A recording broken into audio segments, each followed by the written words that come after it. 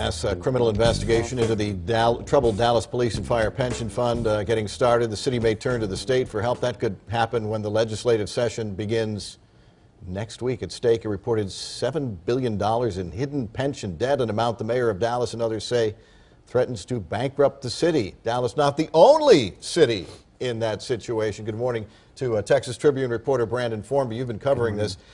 So Dallas, Houston, who else?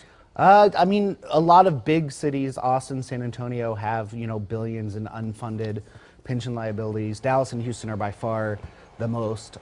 Houston has around 10 billion, according to Moody's. Dallas over 7 billion. And there's another issue, a lawsuit that is hanging over the city of Dallas, unlike the other cities, that could be even worse than the unfunded pension liability. Right. The city's really worried that if they lose this lawsuit that's been going on for decades over back pay for police and fire, that they could be on the hook for $4 billion. And that's just like a one-time payment they would have to take out debt for. And they'd also have to spend like hundreds of millions additional a year than what they have budgeted. So the city is going to be going down to the Texas legislature with a handout, but not a handout for money. That isn't going to happen. The Texas House Pension Committee pretty much made clear in a report last month that whatever Dallas needs or wants, money is one thing that it's not going to get. So what might the city be able to get out of the legislature? That all depends on what lawmakers are going to be in the mood for this year. What Dallas wants, they want the legislature to make it more clear on when a city can be sued, what they can be sued for, when they can't. They also want more control over the pension fund. Right now, the state kind of control or oversees pension funds, right, but gives control to pension members. The city has to pay in, but they don't get a lot of say over what benefits are. So basically, the state legislature would like to say is saying, in effect, you made this mess with some terrible investments and oversight over the years. It's not the state's problem. People in Abilene shouldn't be paying for the screw-ups in Dallas. Pretty much. I mean, the state's saying, if before you ask us for money, before you even think about that, there's a lot of fixes that y'all need to figure out and that y'all need to make at your level. Is Houston, which has a similar problem, responding differently?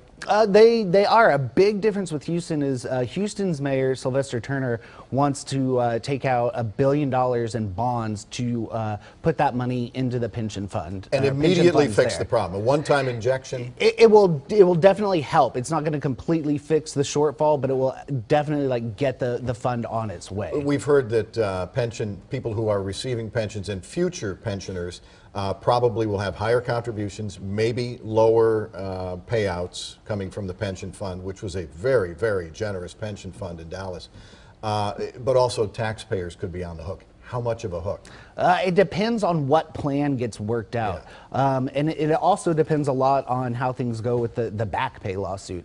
That's the one that could really hit taxpayers. That's the one where the mayor mentioned the B word, bankruptcy. Right. If Dallas takes, when all these things add up, you could be talking about maybe a $10 billion pension fund.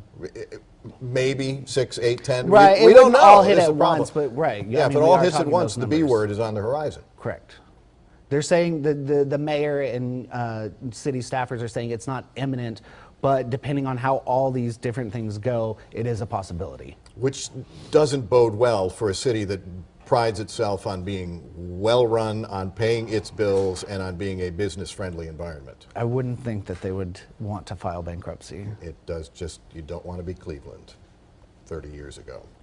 All right, Brandon, thanks very much. We have a link to Brandon's reporting with the Texas Tribune on fox4news.com.